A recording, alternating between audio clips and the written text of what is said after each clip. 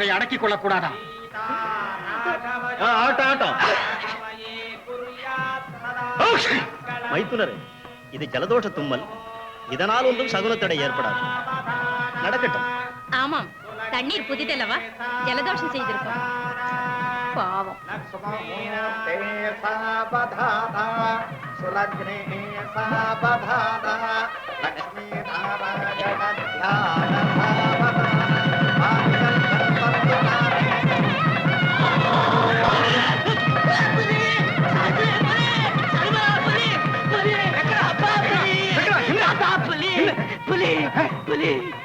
அம்மா, என்னம்மா எனக்கு இந்த உபத்திரவம்? என்னமோம்மா, நான் என்ன பாவம் செய்தேனோ? என்னங்க, நீங்க முதலில் மாப்பிளையை பார்க்கவே இல்லையா? என்ன துரியோதனா, சொல்லவே இல்லையே. உன் புத்திரனுக்கு ஏதாவது சித்த பிரமையா? மன்னிக்க வேண்டும். வீராதி வீரன் எங்கள் யுவராஜா இப்படி அஞ்சுகிறான் என்றால் எங்களுக்கே ஆச்சரியமாயிருக்கிறது. வரும் வழியில் விரோதிகள் யாராவது ஏவல் செய்திருப்பார்கள். அப்போது உங்களுக்கு தெரியாதது என்ன இருக்கிறது? விபூதி மந்திரித்து ரட்சை கட்டுங்கள். கவச்சம் இது கவச்சம் இது கார்த்திடும் கவச்சம். ரட்சை இது ரட்சை இது ரட்சிக்கும் ரட்சை. கவச்சம் இது கார்த்திடும் கவச்சம். ரட்சை இது ரட்சிக்கும் ரட்சை.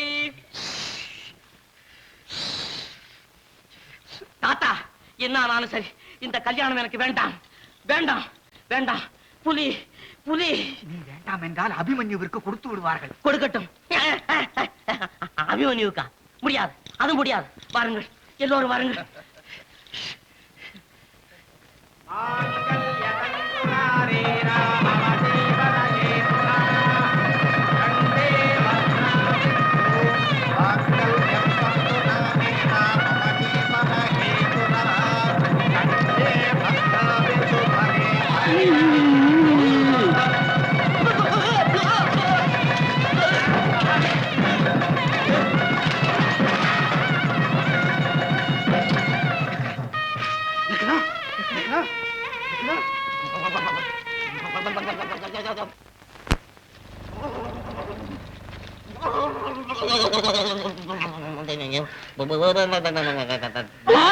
கஷ்டகாலம் கஷ்டகாலம். இளவரசர் மூர்ச்சி ஆகிவிட்டார். அப்ப உடனடி காரியம், உடனே மூர்ச்சி தெளிய வையுங்கள். பிரயோஜனம் இல்லை. பிடித்த ஏவல் விடும் வரை இளவரசன் மூர்ச்சை தெளிய மாட்டான். பிறகு என்ன மாமா இதெல்லாம்? என்ன இருக்கிறது? கிருஷ்ணன் இந்த லக்னத்தை ஆமோதித்த போதே நான் சந்தேகப்பட்டேன்.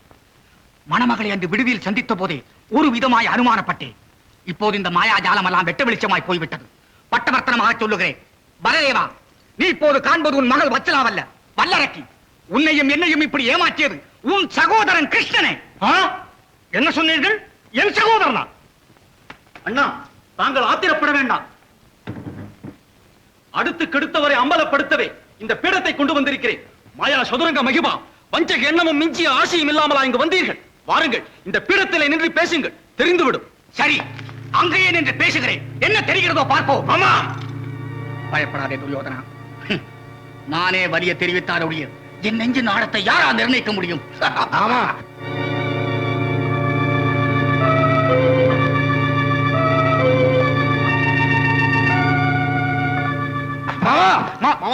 யாரும் குறிக்கிட வேண்டாம்.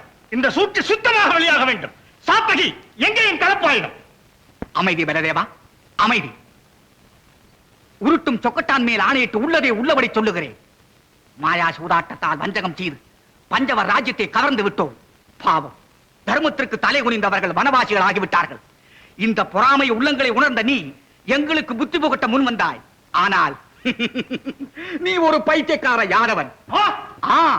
குறையற்ற சன்மானத்திற்கும் முறையற்ற முகஸ்துதிக்கும் அறிவற்று மயங்கி விடுவாய் என்று எனக்கு நன்றாக தெரியும். அப்படியே மயங்கியும் விட்டாய். எங்களுடன் சம்பந்தம் செய்து கொள்ள உனக்கு தகுதி இல்லையே. ஆனாலும் எதற்காக நாங்களே உன்னை வலிய வரவேற்றோம் தெரியுமா? வனவாசம் முடிந்து திரும்பும் போது பாண்டவர்களுக்கு உன்னுடைய உதவியோ உன் சகோதரன் உதவியோ இல்லாமல் இருக்க வேண்டும் என்ற ஒரே நோக்கத்தோடுதான். ஆனால் தர்மமே ஜெயமாகும் என்பது போல் எமக்கு தகுந்த தண்டனை கிடைத்தது. கிருஷ்ணா, இவ்வளவு வஞ்சகத்தோடு வந்தவர்களுக்கு இந்த தண்டனை போதாது. எங்கே என் கலப்பாயிடும்? எங்கே? அண்ணா, இன்னும் பல வீடியோக்களை காண சன் லைஃப் சேனலை சப்ஸ்கிரைப் பண்ணுங்க.